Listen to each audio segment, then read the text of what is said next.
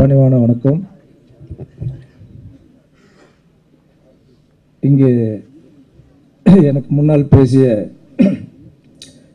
தயாரிப்பாளர், இந்த படத்தினுடைய டைரக்டர், ஸ்கிரீன் பிளே ரைட்டர் எல்லாமே அவருடைய பேச்சில் சொல்லும்போது இந்த படத்துக்கு வரக்கூடிய எந்த பாராட்டாக இருந்தாலும் என்னுடைய டெக்னீஷியன்ஸே போய் சாரும், எந்த குறையாக இருந்தாலும் என்னையே சாருன்னு சொல்லி யதார்த்தமாக சொன்ன வார்த்தைகள் வந்து பாராட்ட வேண்டிய ஒரு வார்த்தை.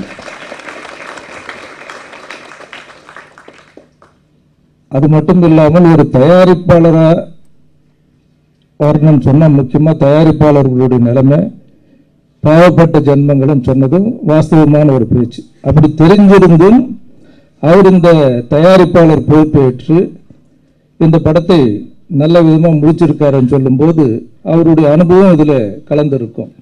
ஸோ நிச்சயமாக அவருடைய பழக்கத்திற்கு இங்கே வந்திருக்கிற கூட்டத்தை பார்க்கும்போது நிரம்பி இந்த அளவுக்கு திரையரங்கில் வந்திருக்காங்கன்னா ஒரு நட்பு இதுதான். நீங்கள் இந்த படத்துக்கு இந்த ட்ரைலர் ரிலீஸு, இந்த பாடல்கள் ரிலீஸுக்கெல்லாம் வந்து வர சொல்கிறது கடந்த கிட்டத்தட்ட ஒரு மாத காலமாகவே சார் நீங்கள் கண்டிப்பாக வந்துடணும், 12 மணி மறந்துடாதீங்க, வெள்ளிக்கிழமைன்னு சொல்லி பாக்யராஜ் தான் சொன்னார். நேரில் வந்து ஒரு பிஆர்ஓ இந்த படத்துக்கு இருக்காரா இல்லையான்னு தெரியாத அளவுக்கு அந்த பிஆர்ஓ ஒர்க்கு கூட அவரே வந்து பண்ணியிருக்காருன்னு சொன்னால், ஏன்னா பிஆர்ஓ எங்களுடைய நண்பர் மௌனம் ரவி, அவர் வாய் திறந்து பேசவே மாட்டார்.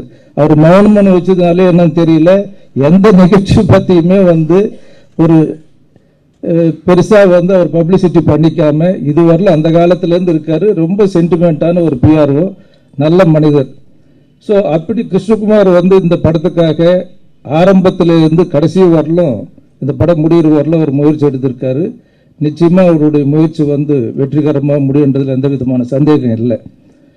ஆனால் இன்றைக்கு வந்து நான் இந்த நிகழ்ச்சிக்கு வரும்போது ஒரு பத்திரிகையாளர் வந்து வரும்போது ஃபோனில் கேட்டார், சார் இந்த டிசம்பர் வந்து நெருங்கிக்கிட்டு இருக்கு, கிட்டத்தட்ட 200 படங்கள் வந்து ரிலீஸ் ஆகிருக்குன்றாங்க. ஆனால் இது வந்து நிச்சயமாக ஒரு ஆரோக்கியமான ஒரு விஷயம் தானே சார், எந்த வருஷம் இல்லாத அளவுக்கு இந்த வருடம் மட்டும் கிட்டத்தட்ட 200 படங்கள் வந்திருக்குன்னா இது பாராட்ட வேண்டிய ஒரு விஷயம்னு சொல்லி நான் சொன்னேன். என்னுடைய கருத்து வந்து மாற்று கருத்து. ஏன்னா 200 படங்கள் இது வரல வந்தது, அதுவும் வந்து நேரடி படங்கள், இதுக்கப்புறம் டப்பிங் இருக்குது, ஹிந்தி மற்ற மொழி படங்கள் எல்லாம் இருக்குது. காரணம் என்னன்னு சொன்னால் எத்தனை படங்கள் ரிலீஸ் ஆகி எண்ணிக்கை வந்து முக்கியம் கிடையாது. பொதுவாக அப்படி அதுதான் நான் ஒரு உதாரணம் சொன்னேன். ஒரு ஹாஸ்பிட்டலுக்கு போகிறோம், அந்த ஹாஸ்பிட்டலில் வந்து பார்த்தீங்கன்னா ரிசப்ஷனில் கூட்டம், லிஃப்டில் ஏறுறதுக்கு இடம் கிடைக்கல, மேலே பெட்டு கிடைக்கல, டாக்டர் கிடைக்கலன்னு சொன்னால் இது ஆரோக்கியமான விஷயம் நம்மளால் சொல்ல முடியுமா? நிச்சயம் இல்லை. ஆனால் அந்த ஹாஸ்பிட்டல்லேருந்து எத்தனை பேர் குணமாக ஆரோக்கியமாக திரும்பி வந்தாங்கன்றது தான் முக்கியம். அந்த அடிப்படையில் பார்க்கும்போது கலைத்துறையினுடைய நிலைமை இன்னைக்கு 200 படம் ரிலீஸ் ஆகிருக்குன்னு சொன்னால் அவரே சொல்றாரு, பத்திரிகையாளரே சொல்றாரு, சார் வெறும் 5% தான் சார் சக்சஸ் ரேட்டுன்னு சொல்லி.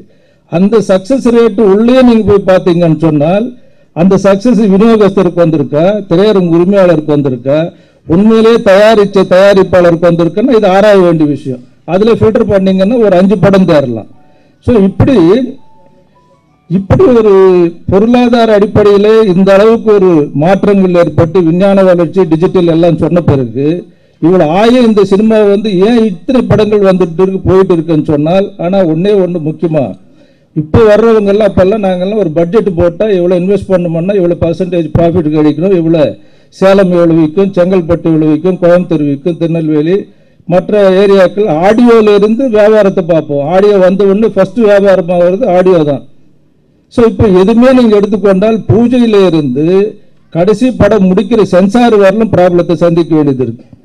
அங்கே போனால் பாக்யராஜ் சாரும் சொல்லிட்டு இருந்தார், அங்கே போனால் நீங்கள் சார் இந்த மாதிரி கட்ஸ் எல்லாம் நாங்கள் இங்கே அலோவ் பண்ணி தான் ஆகணும், இல்லைன்னா நீங்கள் பாம்பே போய் பண்ணுங்கன்னு சொல்லி சென்சார் ஆஃபீஸர் கூட இன்னைக்கு ப்ரொடியூசரையும் டைரக்டரையும் மிரட்டுற அளவுக்கு இன்னைக்கு நிலைமை உருவாக்கிட்டுன்னு சொன்னால் எந்த அளவுக்கு நம்ம தொழில் வந்து கேவலமாக போயிட்டு இருக்கு. நாளுக்கு நாள் வரும்போது எங்கேயுமே ஒரு சுதந்திரம் இல்லை.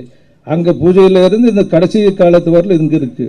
ஸோ இந்த ஒரு சூழ்நிலையில் ஏன் இந்த தொழில் வந்து வளர்ந்துட்டு இருக்குன்னு சொன்னால் நிச்சயமா இது வளர வேண்டும், இன்னும் படங்கள் இன்க்ரீஸ் ஆகணும் தான் நான் சொல்வேன். ஆனால் இதில் ஏற்படக்கூடிய அனுபவங்கள் நீங்கள் சந்திக்கிற ஒவ்வொரு காலகட்டத்திலும் சந்திக்கிறீங்கல்ல, அந்த கான்டாக்ட்ஸ் வந்து உங்களுக்கு இதன் இல்லை. எந்த தொழிலில் போனாலும் சினிமாவில் நீங்கள் ஒரு படத்தை எடுத்து முடிச்சாலே உலகத்தில் எந்த தொழில் வேணுமானாலும் நீங்கள் ஜெயிக்கலாம். அவ்வளோ பிரச்சனைகள் இதில் இருக்கு. அதுதான் இங்க தெரிஞ்சுக்க வேண்டியது என்னன்னா, ஏன் சினிமாவுக்கு வந்தீங்கன்னா சினிமாவில் நீங்க நஷ்டப்படுறது லாபம் வர்றது முக்கியம் இல்லை. உங்களை ஏற்படக்கூடிய நட்பு வேற ஏதாவது ஒரு தொழிலுக்கு வந்து அது பிரயோஜனமா இருக்கும், வேற ஒரு இதுக்கு வந்து அது யூஸ்ஃபுல்லா இருக்கும். அதுதான் நம்ம புரிஞ்சுக்கணுமே தவிர இதுல வரக்கூடிய வருவாயை வந்து பேஸ் பண்ணி இது பண்ணக்கூடாது. அதனால இதுல நீங்க சம்பாதிக்கிறது வந்து எந்த காரணத்தை கொண்டு எது சம்பாதிக்கிறீங்களோ இல்லையோ கெட்ட பேர் மட்டும் சம்பாதிக்காதீங்க. அதான் என்னுடைய அட்வைஸ். அது உங்களுடைய உழைப்பு, உங்களுடைய நேர்மை, உங்களுடைய சின்சியாரிட்டி, இது வந்து நிச்சயம் உங்களுக்கு சினிமாவில் போடுறது வந்து என்னைக்குமே வேஸ்ட் ஆகாது. இன்னைக்கு இல்லைன்னாலும் இன்னைக்கு பரிமாண வளர்ச்சி பல கோணங்களாக இன்னைக்கு வந்து மாறிக்கிட்டு இருக்கு சினிமா. அதனுடைய டெப்த் வந்து போக போக இன்னும் பெரிய குளோபலா நீங்க பார்க்கும்போது இண்டஸ்ட்ரியிலேயே வந்து one of the best industry film மீடியாவாக தான் இருக்கும். அதுல சந்தேகமே இல்லை. அதை நம்ம எப்படி பயன்படுத்திக்கிறோன்றது நம்ம புத்திசாலித்தனம் இருக்கு. அந்த அடிப்படையில் இந்த படத்துல முக்கியமாக பாடல்கள் வந்து கேட்கும்போது அழகா இருந்தது. இசையமைப்பாளர் நான் பாராட்டேன், கேமராமேனையும். ஏன்னா வார்த்தைகள் தெளிவாக கேட்குற அளவுக்கு மியூசிக் டாமினேஷன் இல்லாமல் இருந்தது வந்து ஒரு நல்ல விஷயம். அப்படி எல்லாரும் ஆர்டிஸ்டுங்களையும் இந்த டீம் என்டையர் டீமையும் மனமாற வாழ்த்தி விடைபெறுகிறேன்.